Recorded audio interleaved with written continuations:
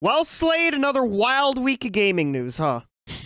That's right. Byron and Slade here, and we got a bevy of news for you guys this week, which started off very front heavy. Yeah, which So, going into the first announcement of the week, and one Byron and I are personally going to cover because that's how our channel got its illustrious start. yep, the Game The Awards. Game Awards will be announcing their nominees for all the awards on Monday, November 13th. Yeah, so 2 days from when we're recording this, tomorrow when the episode is actually going up. Yep. Apparently there'll be, oh my god, 30. I just saw how many categories there's gonna be, and I'm terrified. There's 30 more than 30 categories will be Which revealed. is absolutely insane, but obviously they're not going to have a presentation of an award. Yeah, because you know, like 20 of them will be on the pre-show.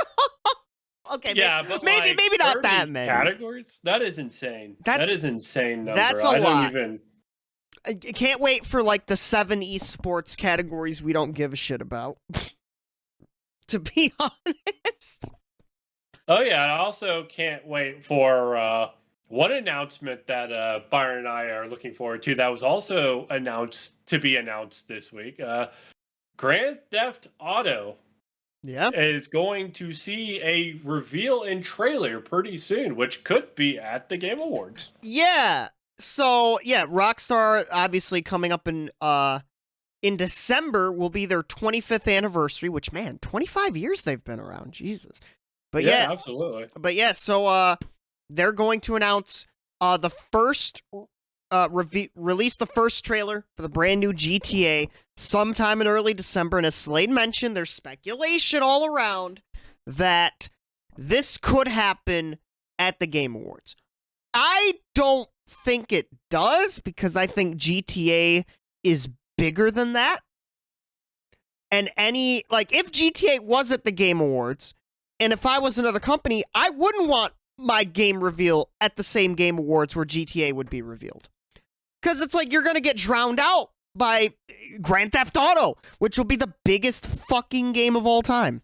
Most anticipated game. Yeah, absolutely. But see it on the other foot as well, or on the other shoe, where maybe the Game Awards throws Rockstar Games some money to get that giant announcement at their show, to get lots of eyes tuning in, or maybe at the very least they don't announce it till after the Game Awards, so everyone's watching the Game Awards anticipating it, and then it doesn't happen.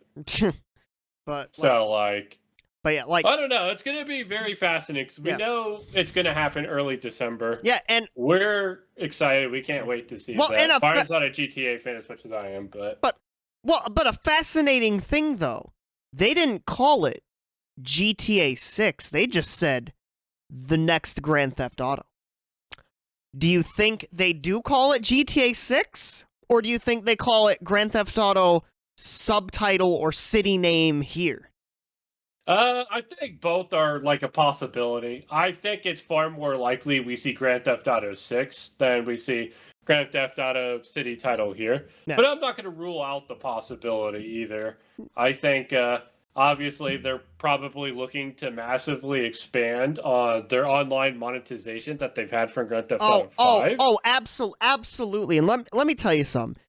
And they're going to want the game in as many people's hands as possible for that to work. So here's how this is going to go. I'm going to predict how this GTA reveal is going to go.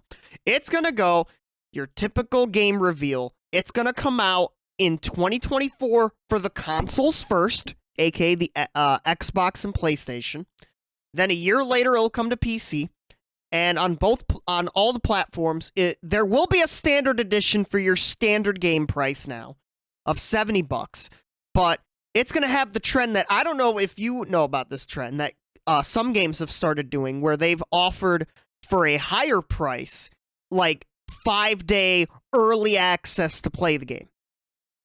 I think it's going to be some ridiculous, like, you could pay $120 and you could play GTA 6 a week early before everybody else. And those. I could see them doing that. That is something Rockstar would put 100% do. Yeah, this is the In all new honesty. Rockstar. They're gonna fucking squeeze the shit out of consumers and their wallets for GTA Online 2 or whatever. Especially because like people can't really help themselves and they like Yeah. really want to get a hold of like the game. Yeah. Not to mention with some of the stuff they've done recently, like acquiring the rights to like Oh yeah, they acquired the biggest roleplay modding role playing scene. Yeah, and add that on, all that shit's gonna get monetized, and the content creators are gonna buy it because they've been playing the same damn game for 10 years, and they probably want something new to make new content out of. So it's gonna be interesting though to see what the hell happens with GTA 6 or whatever else it's called. Probably the most anticipated game in our lifetime, honestly. Yeah, honestly, I can't remember a time that a game has been like more anticipated by like not just like casual fans or like hardcore gaming fans, but by literally like everybody. Yeah. Because GTA is like on par with like Tetris, Minecraft is like a mainstay. Yeah, like series. 150 million copies or something ridiculous like that, dude. Yeah, so we're definitely looking forward to when that does happen. Hopefully, when they do announce it with the game supposedly being so close to release, we see a lot of gameplay. But we'll see. I think whenever the reveal trailer is in December, the release date will be within less than a year, within 12 months or less. Is going to be my call on that. Yeah. So speaking of things that are not delayed. Sony is going to delay over half of its live service games. Yeah, that's right. So we've been talking about this for what? A few months now that Sony's been like planning all these damn live service games. But yeah, Sony Sony has previously said it's planned to have 12 live service games in the market by fiscal year ending in March 2026, up from 3 during its last business year ended in March.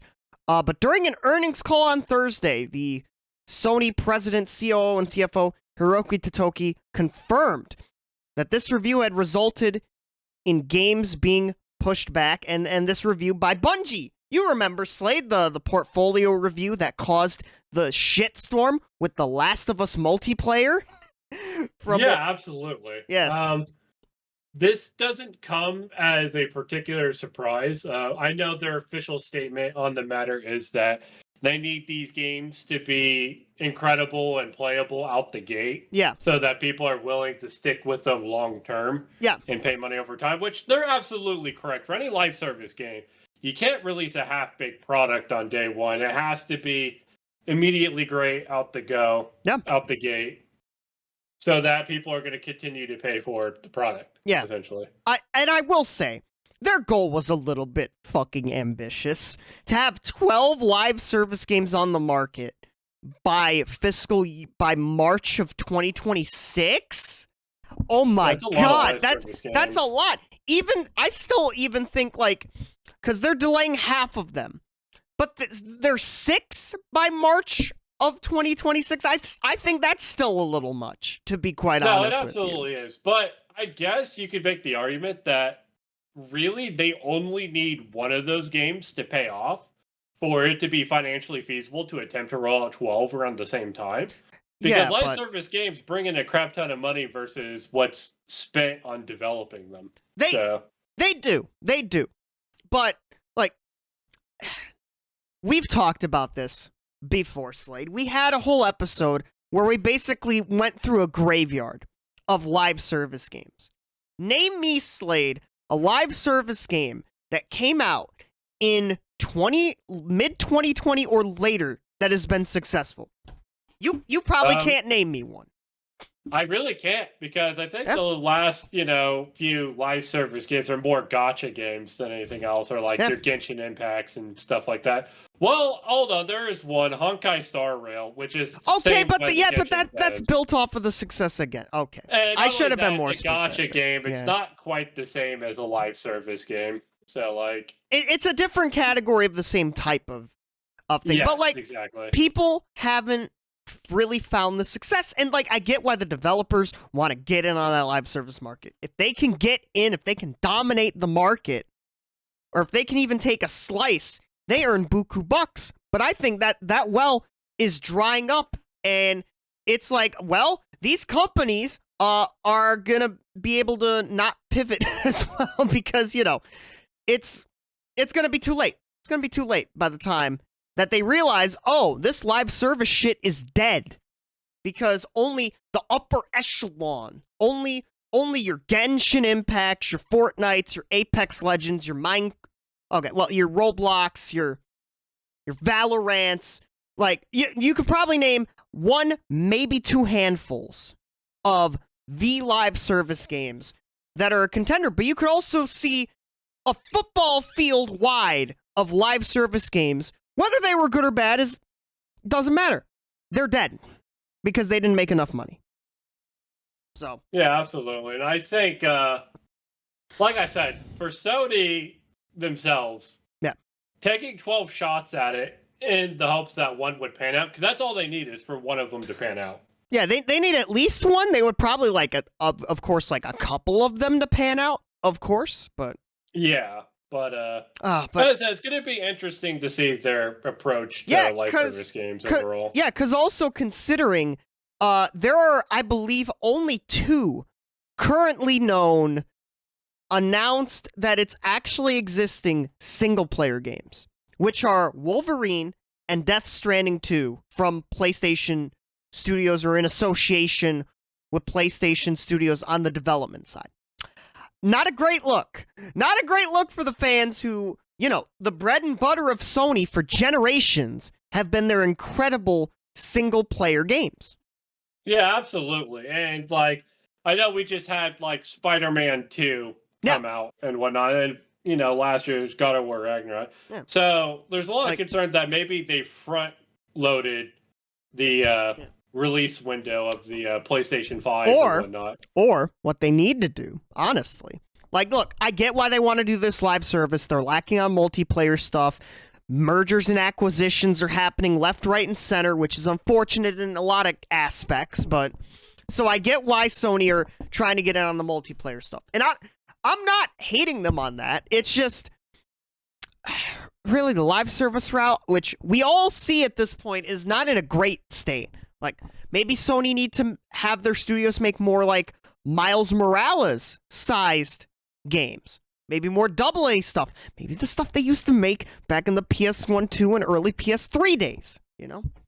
Help. Possibly. But again, I think those games cost a little bit more to make versus most live service games. And like I said, the financial risk of a live service game versus the potential benefit is just absolutely, like, the gap is massive. If one of those games pay off, they're rolling in buku bucks, like we said. Yeah, but it's going to be interesting what's going to be happening with Sony. Obviously, Jim Ryan, I'm pretty sure, was the guy who was making the big push with the live service stuff. He's gone now. Yeah. And fans are like, okay, Sony, where are the games? Because the last PlayStation event, they didn't really have the games. No, they did. And I think also there's some banking on their third party. So, like, you see Square Enix with Final Fantasy 16 as a timed exclusive, and then Final Fantasy 7 Rebirth as another timed exclusive. Like, that's typically been Sony's MO throughout their entire, like, console lifespan and whatnot. So, like, I don't expect that to change or anything like that. Yeah, but like I said, we're gonna follow the situation as it continues to evolve. Yep. Speaking of big changes, Slade, there's a device that got a big change recently, and that was the good old Steam Deck with with a brand new OLED screen. So this was announced, I think, 1 or 2 days ago, that there's going to be a new version of the Steam Deck. More time to play. The Steam Deck OLED has 30 to 50% better battery. Apparently, the Steam OLED will come with Wi-Fi 6E with increased bandwidth. The OLED screen is better, and it runs cooler. And the Steam Deck OLED, to, I think, a lot of people's shock, it exists. Yeah. and B, like, the big shocker with this is that you cannot transfer the OLED screen into the older versions of the Steam Deck, confirmed by the fine folks over at iFixit, because the OLED screen uses a different display connector than the LCD Steam Deck. So obviously that comes across as a pretty deliberate attempt to get people to buy an entirely new deck instead of just, trying to buy the screen separately. Though, the OLED Steam Decks do have a little bit of a smaller APU, which is more efficient. A 6 nanometer APU instead of 7 nanometers. But yeah, it's $549 for the low end OLED, $649 for a 1 terabyte OLED, and there is a limited edition version that has some exclusive carrying case stuff. It has a little bit of a different look for $679. But what do you think of this? Slade, I think this is pretty fascinating overall, not just in terms of like the Steam releasing another version of the platform that's an OLED, but it's also interesting looking at the pricing models and what we think this is going to mean for Nintendo's next platform. Yeah. I think obviously this is going to be a large point of comparison for when Nintendo's next platform is announced. Yeah, because I'm gonna predict one thing real quick. It's not gonna have. It should have an OLED screen at launch. It's not going to. That's my call. It's not going to have an OLED screen. Unfortunately, it should, but it's not gonna. That's my call on that. I don't know if you agree with that. No, I'm gonna incline to agree with that for the time being. Yeah. But yeah, like I said, it's gonna be really fascinating to see exactly what happens moving forward with Nintendo's next platform in response to this. Because honestly, I kind of feel like it's a little bit early to be announcing and releasing an upgraded, deck model. Yeah. Kind of figured they'd give another year or two to give the original Steam Deck kind of more legs to go on them. But I guess it makes sense if you think Nintendo's going to announce their next platform next year, then you definitely want to get this out of the way. Yeah. That way it's not directly competing against, the Super Switch or whatever the fuck the next platform's going to be. Very inspired by Nintendo, by the way, to do an OLED model. Yeah, absolutely.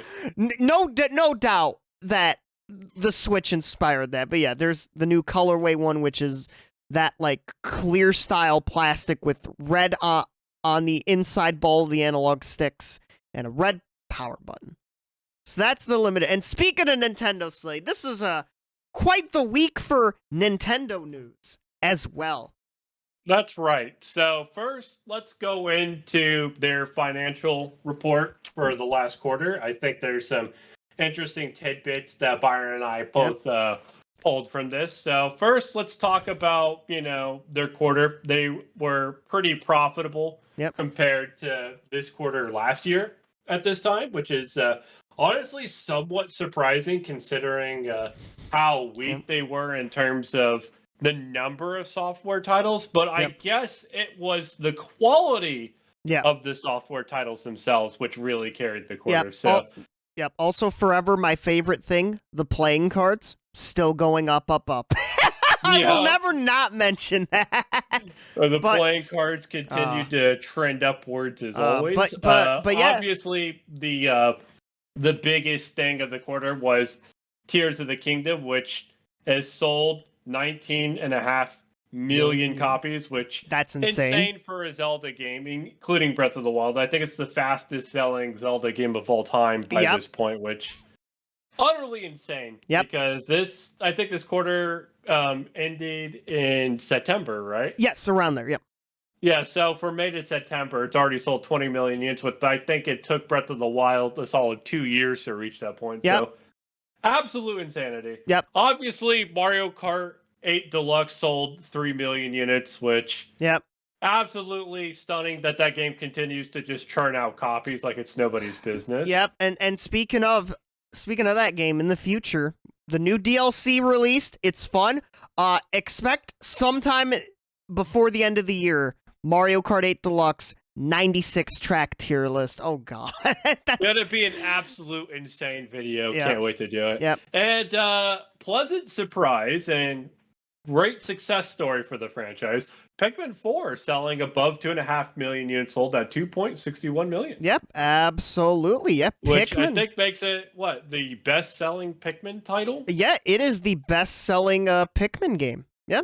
Which, honestly, I've always been a Pikmin doomer myself, saying the series has never been financially successful. Yeah. Pikmin 4 proving me wrong. Love to see it. Yep, Pikmin 4. Smash Ultimate selling over 1 million units this quarter. Very. Yeah, which I guess it isn't surprising considering that for the most part, there was a major software drought. Yep. For the most part, because like I said, outside of Tears of the Kingdom and Pikmin 4, you didn't really have new releases. No. So a lot of people going to those older games that maybe they haven't gotten up until this point that are more popular. I know Smash Ultimate's a top 5 title sold on the Switch. Yeah, it's or something like that. So it's not surprising to see people. It's absolutely crazy. Yeah. We do have an update on Switch Online numbers. There are over 38 million Switch Online members in total as of the end of September, which that's about what 1 in every 10 people have Switch Online, which is kind of it's more than that. It's in between a quarter and a third, which pretty impressive all things considering. But that's been where they've been keeping pace for people having Nintendo Switch Online, that 25 to 33% range. So that's been pretty standard for them throughout the Switch's lifespan. Yep, fastest Zelda launch. There was something about Mario Wonder did some big numbers. It did 4.3 million units in its first, I think, week or so on the market, which is insane. Yeah, in fact, I believe that makes it the fastest selling Mario title since the original Super Mario Bros. Of all time. Which is insane. Yep. Absolutely insane. Yeah, 2 weeks after release, 4.3 million units. Biggest release for a Super Mario title. Biggest, by the way. The biggest release for a Mario title. Absolutely crazy. Yeah, it's insane to see that in the year 2023, you're seeing a 2D platformer pop off to these kind of big numbers. So, I mean, obviously, there's been a lot of popular 2D titles like Hollow Knight, Celeste, etc. over the past 6 to 10 years. But seeing these kind of numbers from a 2D Mario game is kind of surreal in 2023. Hey, 2D Mario is back, of course. There's going to be a lot more Mario, and I know, Slade, you're looking forward to this coming Friday. Good old Mario RPG. Super Mario RPG, and we're going to see if that's getting some of the Mario movie boon as well, which is going to be exciting. Overall, large takeaways is the Nintendo Switch and Nintendo are writing out what looks to be their final year. Yeah. Very, very strong. It looks like to be a very successful last year for the console, especially considering that we expect the new console to be announced and released by the end of next year. Yep. That's gonna be one hell of a year. And I guess there was some more details included with the financial reports that not 100% confirmed, but the next console is apparently going to be backwards compatible. Again, that's not officially confirmed. Yeah, because they emphasize it's all but confirmed. Yep, Nintendo emphasizing the importance of the Nintendo account. But there is one more thing, and probably the biggest piece of news this week, ladies and gentlemen. That's right. There is a live-action Legend of Zelda movie. Oh. Yeah, and a stunning twist. Nintendo came out and announced that the Legend of Zelda live-action movie has started development. Yep. So the people involved with this is Arid Productions Incorporated. Yep. Yep. Byron, unfortunately, let me know exactly what they've been involved with in the past. A lot of superhero movies and Morbius. And Morbius. Morbius was their latest project. So obviously that's not exactly a sign of, that's going to be great. The opposite. Yeah, but not very good. But they have produced a lot of blockbuster films, which have made a lot of money. It will be directed by Wes Ball, who has directed the Maze Runner trilogy and the upcoming Kingdom of the Planet of the Apes movie. Nintendo will finance over 50% of the film production cost, and this is just a funny and interesting thing. Sony Pictures Entertainment Inc. will be responsible for worldwide distribution and co-financing. Little interesting tidbit, but yeah, pretty much a damn near equal partnership in the stake. Nintendo and Sony coming together to put together a live-action Zelda movie. But and for those that might be speculating, oh, well, Sony's just going to try to sabotage the F out of the movie or whatever. No, absolutely not. I think this is actually a really big opportunity for both Nintendo and Sony to get another very beloved and popular IP out there in front of the casual audience. We've seen the kind of numbers the Mario movie has done. Yeah, Jesus. And why would you not want a piece of that pie? Yeah, and plus, different leadership over at Sony Pictures Entertainment as opposed to the PlayStation brand. Yeah, this isn't Nintendo versus Sony in the console business. This is Sony Entertainment, Nintendo Entertainment coming together to make a fantastic movie. You would hope so, anyway. But this one caught everybody off guard. The way it was announced, first off, because on a Twitter thread on the Nintendo Japan account, they just tweeted it out, and then there was some translated tweets like, "Hey, this is Miyamoto." Yeah, and not only that, but also the announcement that it is a live action movie instead of an animated movie, I think also might have taken some people off guard. But overall, it's hard to feel super optimistic for this movie considering the staff that's going to be working on it. Yeah. They don't exactly have the prettiest, track record. But hey, everybody said the same thing about Illumination being involved with the Mario movie. Yeah, so. and it made a lot of money. Exactly. So you would like to think that Miyamoto is probably going to be very actively involved with the production of the film. Oh, he absolutely Obviously, he's will. going to have a lot of creative control. Yeah. We saw that worked wonders for the Mario movie. Yeah. Let's hope that it does the same for the Zelda film. It's going to be crazy. All right, I'm gonna make a bold prediction. It's not a bold prediction, but I got a prediction. I got a couple of predictions and things about this movie. Number one, it's a Sony Pictures Entertainment and Arad Productions movie. No way they don't have Tom Holland in this. Tom Holland will be Link. The memes will come true. Number one. Oh, my Lord. Number one. And, especially with him being, prominent voice actor actor for the Spider-Man films and whatnot. Yeah, Tom Holland does actually make a lot of sense to be in the movie in some capacity. I don't know if they're going to give him the role of Link. I think it's just too soon to tell. I think who's going to be Zelda? Who's going to be Ganondorf? It's just going to be absolutely insane to Okay. I saw. But I do think we're going to get A-list celebrities in these roles, Yeah, kind of like what they did in the Mario movie. Because I saw a meme. I saw a meme tweet. It's like, oh hey, Link enters Goron City, and The Rock is playing as a Goron with Europe's "We Will Rock You" in the background. Oh my God! Please no. With this big live action, I think there's going to be a tone of more seriousness involved with it than it being animated. I guess, but I don't know. It's going to be absolutely insane. It's the Zelda series. That series is insane for the amount of wacky creatures and. Not only that, is this going to be an original story, or is this going to be based off of one of the games, like maybe Breath of the Wild or the Ocarina of Time? We have no idea. Here's what I think. I think it's going to be like the Mario movie. It's going to hit all the basic tones and story beats in a typical game. And then there may be some original stuff here and there.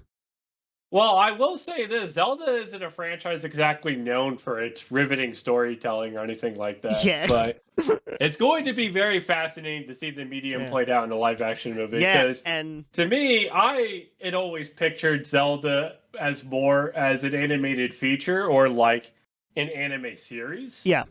it's something that I did think live action would translate terribly well Mhm. for it. But I am excited to see how this plays out. Yo, I think with the Netflix series being canceled a Oh, few yeah. years back, it's going to Yeah. be very fascinating to Yeah. see how this pans out. Yeah, maybe get Zelda Williams to play as Zelda. Eh? That would be eh? crazy. But they won't do that. the other big thing, and I know we had a little bit of a DM conversation about this. Will Link speak? That's the big thing. Link, I guess from what I've read, like he doesn't speak in the games, but he kinda speaks. But Yeah, so I could clarify on that. Yeah. So in the games, for the most part, whenever you select a dialogue option, that's Link speaking Mhm. in a sense. Yeah. But the games, especially Breath of the Wild Tears of the King, kind of touched on it a bit more. The reason Link doesn't speak is because he feels pressured to be the hero all the time. So he has to make sure that like he doesn't say anything that comes across as incredibly goofy or out of order, like things like that. So he kind of keeps his thoughts to himself for the most part. But that doesn't mean he never speaks or anything like that. How will they handle? Because my thinking is, I think, even though yes, Miyamoto is going to be on board for this movie, I think, and people aren't going to like this. I think, like Mario, Link is going to speak. Like speak. Well, I mean, think speak. of it like this: you can't have the protagonist of your movie completely mute unless you're filming a movie specifically to touch on the issue of like being mute and whatnot. Which would be interesting, honestly. Yeah, that'd be would very actually interesting. Be a very fascinating take or on like the Zelda series, or maybe but, like they're not doing that. Or maybe you hear Link speak but his mind is speaking. You know what I mean? Like his inner thoughts. But I don't think they'll go with that. I'm pretty sure the protagonist is going to have some lines for this movie to really pan out. Yeah. Especially with it being a live action film. Because I think they could have got away with that in like an animated series or something like that. They absolutely probably would. He would have still said some things, but probably would have been easier to get away with that in an animated setting. Yeah. I'm just hoping that he doesn't speak our ear off to the point to where like we find him annoying. Or, like, I hope we don't get into a Metroid Other M situation where Samus speaking just absolutely murdered the character entirely. Like, I hope we don't get a situation where Link starts speaking. It's like Zelda CDIs where he's like, "Well, excuse me, princess," and like stuff like that. I hope, or like that Zelda show. Hope that at the very least, he's a very serious kind of like all about business kind of character. So basically, you don't want the Legend of Zelda Deke cartoon. Yeah, none of that. But yeah, obviously the SAG-AFTRA strike, for those who don't know, at least in the movie and TV space, that's over. So this probably isn't going to get delayed too much from like starting to get filmed and whatever. I'm curious about when we get the cast. Do we get a cast announcement like we did with the Mario movie during a direct? I almost feel like you have to. Yeah. Because of like, honestly, if I'm Nintendo, I'm looking at the entire playbook leading up to the Mario movie, and I'm trying to replicate that as much as possible due to that movie's overwhelming success. I mean, I'm pretty sure it's like the highest grossing animated film in the last 5-10 years. Yeah, and it's like one of the top 5 highest grossing films of this year, which had some stiff competition, by the way. Yeah, absolutely. Pretty insane. So, I'm pretty sure they're looking to replicate that playbook in whatever way possible. I can't wait for us to, on this podcast, on this show, to laugh like we did with the Mario movie casting, just showing up in the middle of a direct. Yeah, I mean, that's what I'm predicting. We see either in the February or June directs next year. They give us the casting, unless, well, hold on, it might not be next year. It might be a couple of years from now. Yeah, because I think they have to get it underway to where they have lines recorded and stuff. Yeah, we're not gonna see anything more about this probably at least until I would say 2025. Yeah, I think that's fair.